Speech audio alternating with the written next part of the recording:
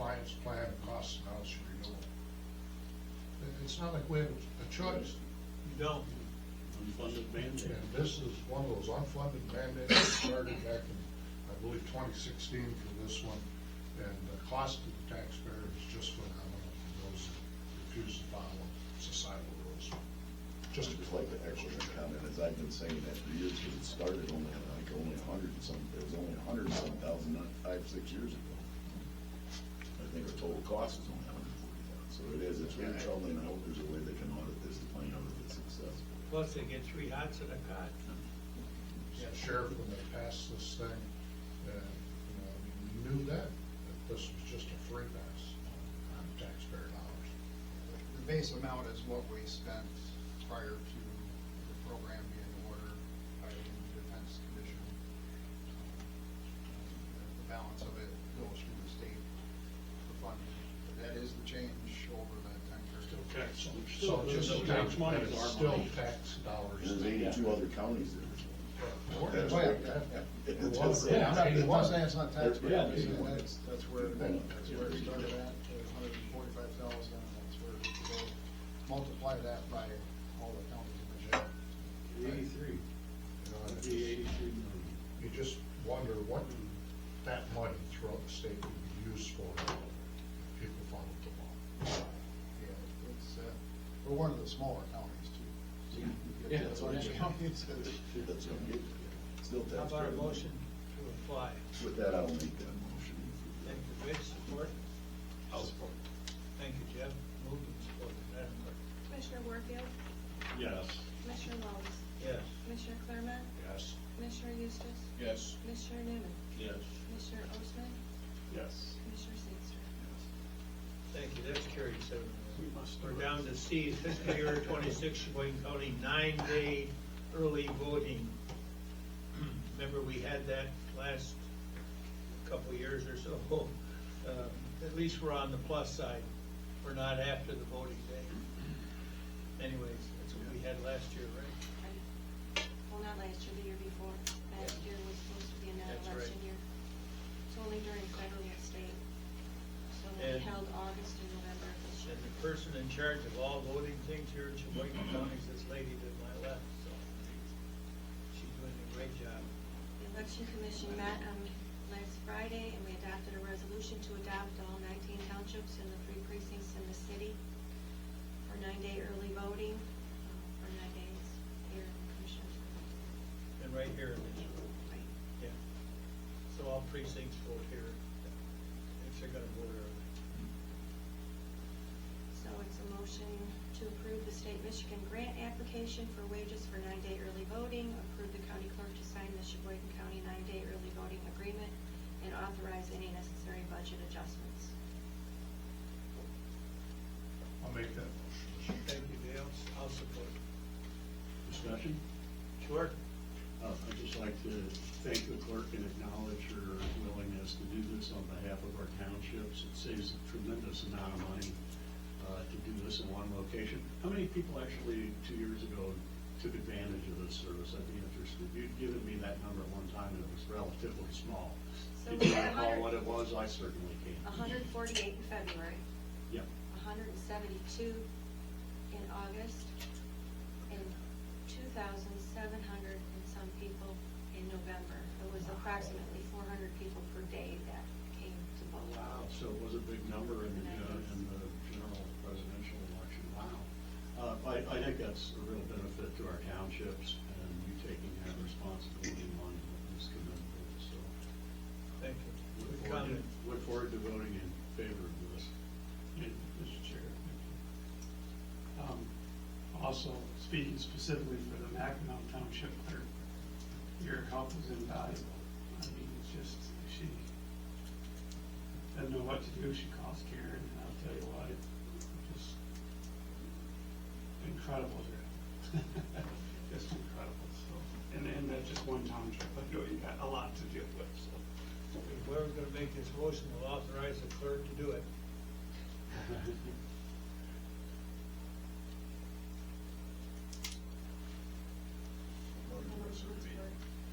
We have it? Commissioner Ostman, Yes. Commissioner Sangster, Yeah. Commissioner Newman? Yes. Commissioner Eustace? Yes. Commissioner Warfield? Yes. Commissioner Wallace? Yes. Commissioner Clemmer? Yes. Thank you, Board, that's carried, 7-0. We're down to the add-on item, the pay increase for the new deputy. Thanks again, Commissioners.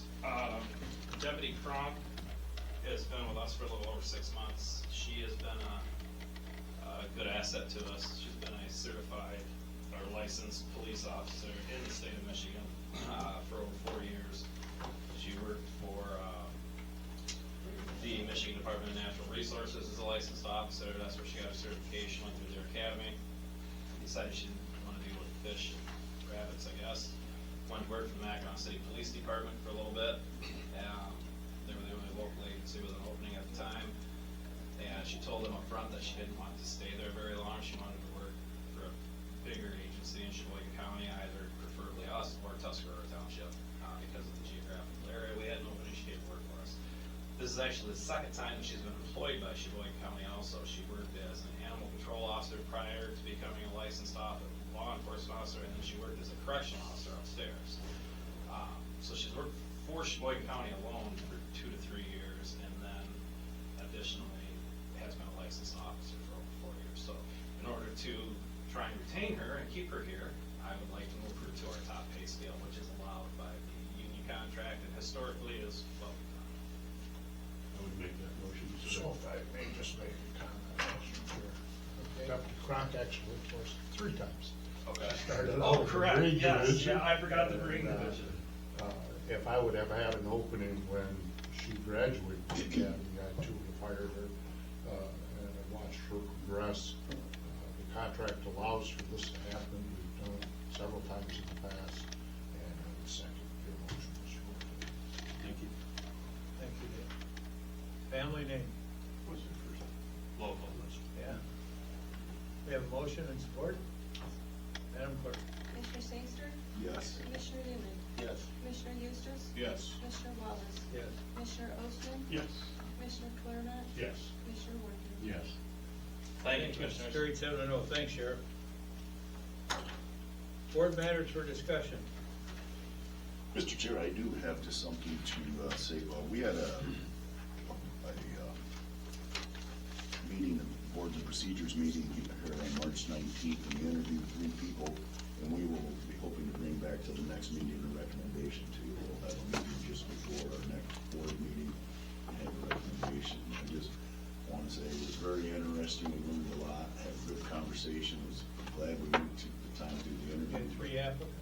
Yeah, and they're all qualified very well, but I would like to point out that the one that you were, stressing, the minutes and the time and how long these meetings last, and he's like, that seems like you should streamline that, which we all kind of agree. There's a problem, at this planning.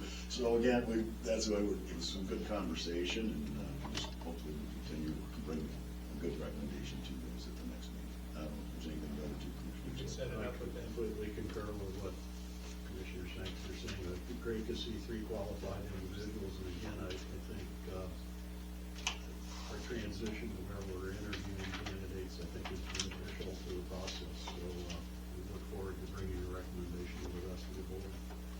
Okay, great. Kurt.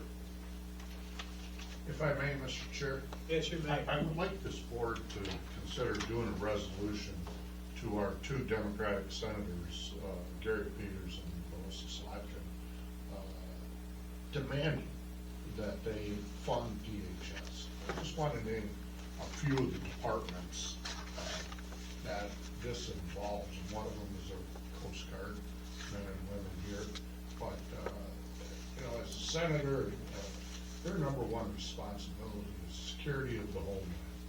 And for 5 times now, they have voted against this. And it's nothing more than political theater for them to keep doing this. But some of the agencies that are affected, Customs and Border Protection, ICE, TSA, the Coast Guard, as I mentioned, Secret Service, FEMA, the FLEC, or the Federal Law Enforcement Training Centers, the CWMD, which is Countering Weapons of Mass Destruction, U.S. Citizenship and Immigration Services, and CISA, the Cybersecurity Infrastructure, these are men and women that wear the uniform of this country, and for political theater reasons only, these Democrats, our elected senators for this state, have voted against the funding of this.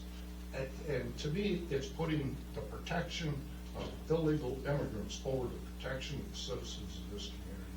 And I'd like us as a board to speak out and tell them to fund this. I have personally written letters to both of the senators, and for 5 times, as I said, they have voted against this.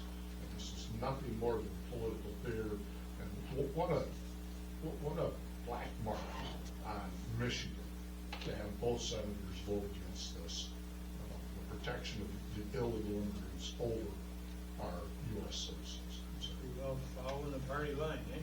absolutely. So, that's I certainly don't think it's representative of the feelings of our constituents here in Cheboygan County. You know, what they're doing there. You mentioned the Coast Guard again. We talked about this 2 weeks ago. I know some of the ladies that are in attendance here today jumped right on that and started working with other people and making sure that everything's available, for these people. But to go without a paycheck for over a month now is inexcusable. And I could get behind what you're asking there, sir. At one point, I was one of those young service members with a family living paycheck to paycheck. And for us to put them through because they raised the right hand to serve this country is absolutely just ludicrous. And I know Commissioner Warfield had asked at the last meeting what we could do. And because there's so many, I mean, it is absolutely, it's just absolutely nuts. Right, we're at a critical time right now. Yeah, and those people are, you're affecting families that have raised the right hand, wearing the flag of this nation, and we're kicking them in the teeth. I hope that maybe Jeff would write a resolution. We've done that before, we've allowed them to do that, but Encourage it, but demanding that both Peters and Slotkin get off this political theater and do the right thing. Slotkin's ready to move, I think. Well, she keeps talking, Is that something we can have you do right away? but I would hope so. That we don't have to come back again, we just have to accept it? Yeah, if the board's okay, I can draft something and send it out to the board. So any comments or? Yeah. I support that. I would make that motion, Mr. Chairman. I will support that motion. You support it? I will support that motion. Yeah, A regular motion? Yeah. And Steve supported to draft a letter encouraging. Roll call, please. Commissioner Eustace? Yes. Commissioner Wallace? Yes. Commissioner Osmann? Yes. Commissioner Sangster? Yes. Commissioner Newman? Yes. Commissioner Warfield? Yes. Commissioner Clement? Yes. Thank you, that's carried 7-0. Thanks, Dave. Okay. Anything else, board matters for discussion? Michael? Chair, I wanted to bring up a couple of things here that have been kind of pressing with us. Myself and Commissioner Warfield, we sit on, of course, the VHD 4. And I just want to bring an update that they have turned their books around so incrementally that we're in a position, the union people all agreed to hold off on the negotiations for 6 months because we didn't have enough money to pay the bills and pay a raise. And the new team that's on board there now have gone out and sought grants and other funding. I remember just it was the last month or before when there was a potential we were going to have to come back to this board and ask for money and funds on a couple fronts there just so they could survive. And they've gone so far with that they not only were going to be able to offer a 4% pay increase for the union employees and all the employees from June, and we're looking at getting that done. And I just think that I want to recognize the fact that the demise was terrible for so long, and how they turned that and did a complete 180. The new staff that's there, the health service director, and also the finance director that they brought on board recently. And so, because of that, we will not have to dig into our pockets, nor will the other entities and counties that are involved with that. And the other thing that I wanted to bring up is the Humane Society. We were talking about the potential of looking for a millage for funding the Humane Society. They too have turned their books around to the point where, with the help of the county here this last year, they are withdrawing their request for that millage we put on the ballot this fall. So that's two organizations that, because of the fact that they have new people on board, more people involved from their boards, that they've turned themselves into a great success rather than just another organization, that has to reach out all the time and request funding. So I wanted to make the board aware. That's good news. Yes, it's very good news. Would you think a letter from our board would be appropriate to those two boards? Well, that would be an excellent idea, sir. I'm sure that they would. That's something we'd like to do. Well, appreciate that. Recognize the effort. Absolutely. Can you do that too, Mr. Administrator? Thank you. He is the artiste of Yeah. the county. If we want to pay a raise in there too? Yeah. That's great, that's good news. Thank you. Anybody else?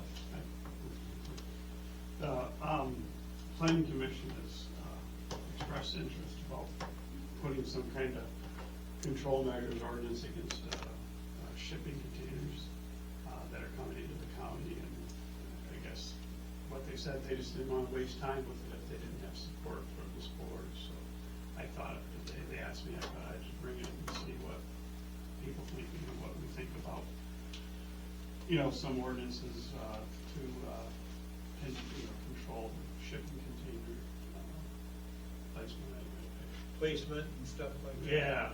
Well, is it, Mr. Chair, is it because of the fact that there's so many of them being congregated together? That's what I think they were. Or because, if someone wants a couple shipping containers in their yard, I wouldn't think that would be, it's just more when there's, Yeah. where it's appropriate. If it's, Yeah, I'm because they not are sure. piling up a lot of places, I do see. Yeah, they seem to think it's a big problem.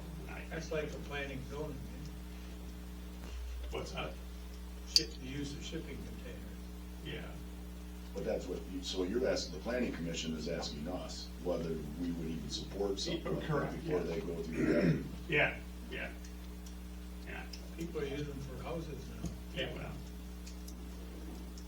I think it's great that the planning commission is checking our temperature, so to speak, before they Right. do something like this. But I guess I'd like to have a little more time to consider that before, sure. before Oh, you yeah. take it back to them and say yay or nay from our, Yeah, I this use board's more of- perspective. But I guess Congregating of them, I could see, or know certain places that aren't zoned or to have, Yeah. around, because there are places that they are stacking up. right. Yeah. If you'd like to see where it's really been, Yeah. issues down in Grayling, I don't know if you got Camp Grayling there, but those shipping containers seem to be everywhere down there. And, I know some businesses, it's a cheap way for storage, but at the same time, I think I would like to see some kind of control. You see a lot more of them these days. Yeah. Rather, they're inexpensive to Yeah, store. I'm thinking of getting something, but I'm in a commercial yard and stuff too, it's Yeah. different. So we should kind of bring that matter up with the planning commission. Yeah, that's a topic that planning commission's pursuing, the staff will do the research on. Shipping containers can fall under a lot of different areas depending on how the final placement is and whether or not, they need footing foundations, whether they're contract yards. So I think it's a question that's come up because it's, they're not brand new or anything, they've been around for a long time, but you're seeing more of them. So the question is that a temporary structure, or is it a permanent structure? And so staff would research that. Sure. If it's in contractor yards, can it be stored? Would be a lot of questions on that. So I think the planning commission and staff have a lot of things they're working on. But that's another one of those items that, I think is on the burner, that one way or another, we worked out as far as what type of structure it is at the end of the day. Because if you're meeting the setbacks, I mean, a shed can be in a residential area. There isn't any definition difference between a shed and a shipping container. Technically, it's the size of it. So if it goes over 144 square feet, technically it should have some type of foundation and footing on it. And whether those needed or not, then it gets into a building code question. So a lot of layers to it. I think the planning commission is asking staff to look into it. They'll try to put that on the list and get some answers for them. And I think as we move towards our planning session here sometime in the spring, that's going to be some topics, not specifically just that one, but others that come up with master plan discussion and items that a joint meeting between the planning commission and the board of commissioners is. We had one several years ago, it's probably due again to talk about some of these types of issues. Is it the plan, sir, to include that with our annual planning like we did last time, or would it be a standalone meeting? Or maybe even Yeah, consider that? it'll probably be the primary part of that meeting. We would go over some of the general things, but that's probably maybe one of the highlight topics of focus there. Well, Anything can I else? just a comment to that, but that's kind of where I guess I'm more, don't want to see piles of them on people's yard, but if they want one, and then the square footage, it's the sounding like of a footing and cut or a slab or something, is the only creation to kind of hinder people from doing that. I don't want, so that's what why would you, if they can sit there and they're comfortable with it sitting on its own thing, why force them to put more money in to do something? So we're creating something for the purpose, not to improve anything, just to hinder. And that's where we've gotten through so many of these things over the years. I guess that's where I want something, but either they can have one. I don't want to make it harder for them to have one, if you can have one. I mean, I guess that's what every time, because now you're trying to do that, cure the that's putting it on the back of the person. Because a slab isn't going to make it any better for the neighbor to look at. You may like it, but your neighbor may not. Right. With or without a slab isn't going to change that. That's correct. That's, I guess, what, like you said, the square footage, so that's the kind of things that we're seeing, that we're driving the cost up on stuff. And then, just so, for the record, that's kind of, I don't want to say I'm against. Yeah, it's premature. Right, but those are the kind of things that I would say no to, as far as encourage them. I mean, if there's aggregate or something, if somebody takes the time to set their down on a compacted stone, that should be not. Anything else, discussion, matter for discussion? Thank you. Citizens' comment.